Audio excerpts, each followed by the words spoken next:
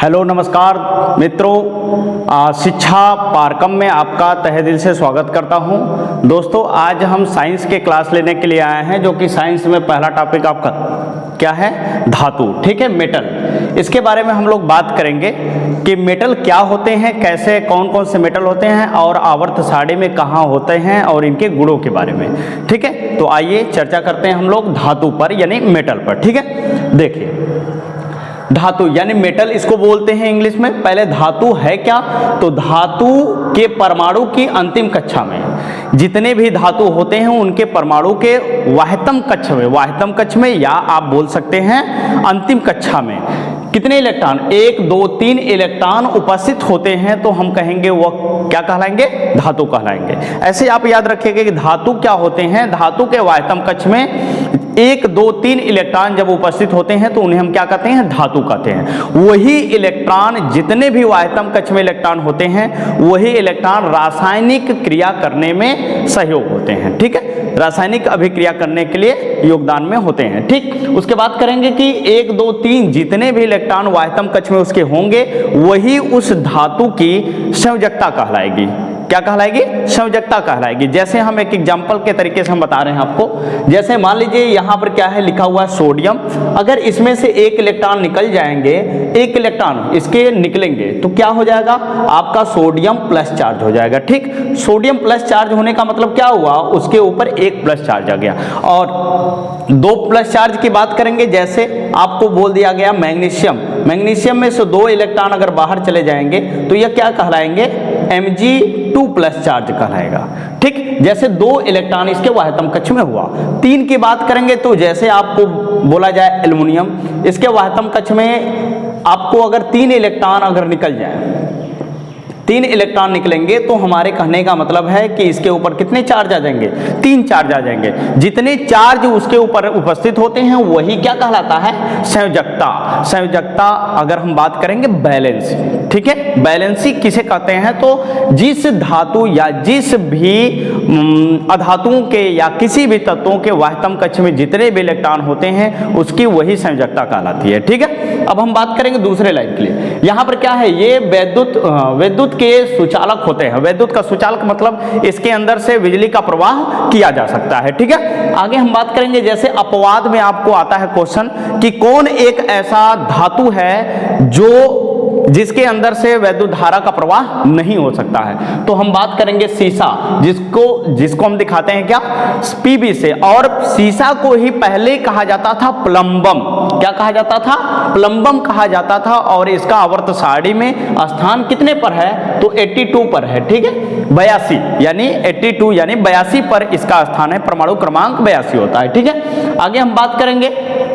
इसमें धातुई चमक पाया जाता है। सभी जितने भी धातु होंगे उसके अंदर धातुई चमक पाई जाती है। चमकते हैं, दूर से ही चमकते हैं। और इनके अंदर टंकार ध्वनि उत्पन्न होती है, यानी ध्वनियां बहुत तेज उत्पन्न होती हैं जितने भी धातु होते हैं। ठीक है, कुछ ऐसे धातुएं होती हैं जिनके अंदर आवाज बहुत धीमी गति होती है। जैसे अगर मान लीजिए सोडियम, लिथियम, पोटेशियम, ये सभी धातु तो हैं, लेकिन बात करेंगे कि इनसे आवाज जो उत्पत्ति होती है, ये आवाज जो निकलती है वो बहुत धीमी गति होती है। ठीक है, अब हम बात करेंगे धातु का जो गुण है आगे, तन्यता। इसको बोलते हैं डक्टिलिटी या तन्यता का गुण। जैसे धातु में पूछा जाता है कि धातुओं में तन्यता का गुण सबसे ज्यादा किसमें होता है या तन्यता का मतलब क्या होता है। ठीक है, तो हम बात करेंगे कि तन्यता जो होता है यानी जैसे किसी भी धातु को अगर हम तार के रूप में खींचकर, किसके रूप में? तार के रूप में खींचकर मित्रों उसको लंबाई को अगर हम बढ़ा रहे हैं तो कहने का मतलब है उस गुण को हम क्या कहते हैं? तन्यता। बिना टूटे हुए तार के रूप में खींचना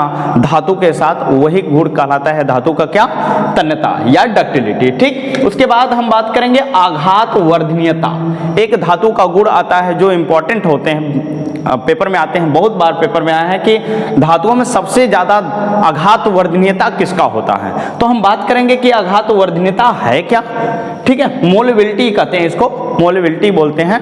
मोलेबिलिटी यह आघातवर्धनीयता धातु में जब किसी धातु को हम पीट कर क्या करते हैं, पीट कर चादर के रूप में जब बना देते हैं, जब चादर के रूप में बनाते हैं तो उसको बोलते हैं धातु का आघातवर्धनीयता एक गुण होता है। ठीक है, सबसे ज्यादा अगर हम बात करेंगे तो सोना का होता है, सबसे ज्यादा सोना का होता है आघातवर्धनीयता, सबसे ज्यादा सोना का होगा। ठीक है, अगर आपसे पूछ दे कि डक्टिलिटी यानी तन्यता में अगर 1 ग्राम सोने को, अगर 1 ग्राम सोने को हम कहें कि अगर तार के रूप में खींच रहे हैं तो एक बिना टूटे हुए कम से कम 2 किलोमीटर के तार को हम खींच सकते हैं। 1 ग्राम सोने को तार के रूप में जब खींचेंगे बिना टूटे हुए 2 किलोमीटर तक की वह तार क्या होता है, खींचा जा सकता है। ठीक है, आगे हम बात करेंगे कि अगला पॉइंट, ये ठोस अवस्था में तो पाए जाते हैं, जितने भी धातुएं होती हैं वो ठोस अवस्था में पाई जाती है। ये तो आपको बहुत छोटी चीज है, कॉमन चीजें हैं कि धातु के बारे में अब छोटे लेवल से ही पढ़ते आ रहे होंगे कि धातु क्या होते हैं, स्वतः ठोस होते हैं। लेकिन एक ऐसा धातु है जो द्रव के अवस्था में होता है, द्रव के लिक्विड के फॉर्म में पाया जाता है, सामान्य ताप पर वो क्या होते हैं, द्रव, यानी रूम टेम्परेचर। यानी रूम टेम्परेचर की बात करेंगे तो रूम टेम्परेचर कितना होता है, 25 से 27 डिग्री सेल्सियस होता है, और 25 से 27 डिग्री सेल्सियस पर वह धातु द्रव के अवस्था में होता है। तो कौन होता है, यही अपवाद है क्या, पारा। इसका नंबर होता है Hg होता है, इसका सिंबल Hg, और नंबर कितना होता है, 80 होता है। ठीक है, पीरियोडिक टेबल में पारा का सिंबल जो होता है Hg, और यह जो होता है 80 इसका परमाणु क्रमांक होता है। ठीक है, हम आगे बात करेंगे, यह इलेक्ट्रॉन त्याग कर धनायन बनाते हैं। जब भी अगर हम आपको बताएं क्या, इलेक्ट्रॉन को त्यागेंगे तभी वह धनायन बनाते हैं। धनायन बनाने की प्रवृत्ति कौन रखता है, तो धातु रखते हैं। ठीक, आपसे डायरेक्ट पूछा जाता है कि धनायन बनाने की प्रवृत्ति किसके अंदर होती है, तो धनायन बनाने की प्रवृत्ति किसके अंदर होती है, धातुओं के अंदर पाया जाता है। जो जब 1 इलेक्ट्रॉन खोएगा तो 1 प्लस चार्ज बनाएगा, 2 करेगा तो 2 प्लस चार्ज बनाएगा, 3 करेगा तो 3 प्लस चार्ज बनाएगा। ठीक, आगे हम बात करेंगे, इनके ऑक्सीकर, इनके ऑक्साइड प्रायः क्षारीय होते हैं। इनके ऑक्साइड कैसे होते हैं, प्रायः क्षारीय होते हैं। जैसे धातु को अगर हम बात करेंगे कि धातुओं के ऑक्साइड जितने भी होते हैं वो क्या होते हैं, क्षारीय होते हैं। जैसे एग्जांपल में हम दिखा दें आपको, Na2O, उसके बाद MgO, इसके बाद CaCl2, ये तो दूसरा हो जाएगा। ऑक्साइड की बात करेंगे, जैसे लिथियम ऑक्साइड, लिथियम ऑक्साइड हो जाएगा Li2O। ठीक है, ऐसे लिथियम ऑक्साइड, ये सभी क्या हैं, ये सभी आपके ऑक्साइड हैं, किनके, धातु के। तो धातु के ऑक्साइड कैसी होती है, क्षारीय होती है। ठीक, आगे बात करेंगे दोस्तों, क्या है, नोट में हम लिखे हैं क्या इसको, कि यह अम्ल से अभिक्रिया करके क्या बनाता है, 2 चीजें बनाती हैं, यह लवण और हाइड्रोजन बनाते हैं। क्या बनाते हैं, यह अम्ल से अभिक्रिया करके लवण और हाइड्रोजन बनाता है। जैसे अगर एक एग्जांपल हम आपको दे दें, जैसे कोई भी अम्ल है, जैसे HCl आपके सामने लिख दिए अम्ल है, उसके बाद धातु लिख दिए क्या, सोडियम, ई क्रिया कर लिया। क्रिया करने के बाद हम क्या करेंगे कि सोडियम क्लोराइड बना देता है नमक, इसको बोलते हैं साधारण नमक या टेबल साल्ट बोलते हैं। साधारण नमक को क्या बोलते हैं, टेबल साल्ट या साधारण नमक, खाने वाला नमक। ठीक, इसके बाद क्या बनाएगा, हाइड्रोजन गैस, या ऐसे। अब इसको बैलेंस करना है तो हाइड्रोजन 2 है तो 2 कर लीजिएगा, यहाँ पर बन गया। 2 क्लोरीन है तो 2 क्लोरीन यहाँ पर करना है तो 2 ऐसे कर लीजिए, हो गया, बैलेंस भी हो गया समीकरण। ठीक, तो जब अम्ल धातु से क्रिया करता है, किसी भी अम्ल को किसी भी धातु से क्रिया कराएंगे तो यह आपका क्या बनेगा, लवण बनेगा, और यह क्या बनेगा, हाइड्रोजन गैस बनेगा। ठीक है, आगे देखते हैं दोस्तों, अगला पॉइंट क्या है इसमें, कि आवर्त सारणी में धातुओं का स्थान कहाँ होता है। तो आवर्त सारणी में धातुओं का स्थान होता है बाईं तरफ, उसमें 2 वर्ग पाए जाते हैं। ठीक है, 2 वर्ग, जब 2 वर्ग पाए जाते हैं तो एक को बोलते हैं क्षार धातु बोलते हैं, एक को बोलते हैं क्षारीय मृदा धातु बोलते हैं। ठीक है, तो यहां पर जब हम बात किए कि धातु के बारे में यानी मेटल्स के बारे में, तो यह सभी चीजें आपको अच्छे से समझ में आ गई होगी।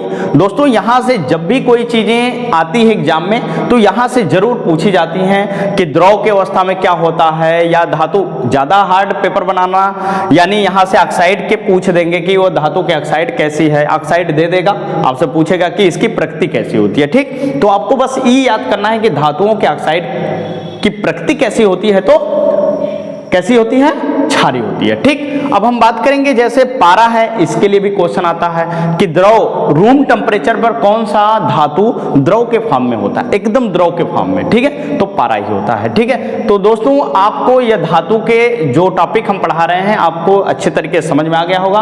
अगर आपको कोई भी दिक्कत होती है या कोई भी इस वीडियो में प्रॉब्लम हो रहा, आप जरूर है कि कमेंट करके बताएं। ठीक है, तो इस वीडियो को देखने के लिए आपको धन्यवाद।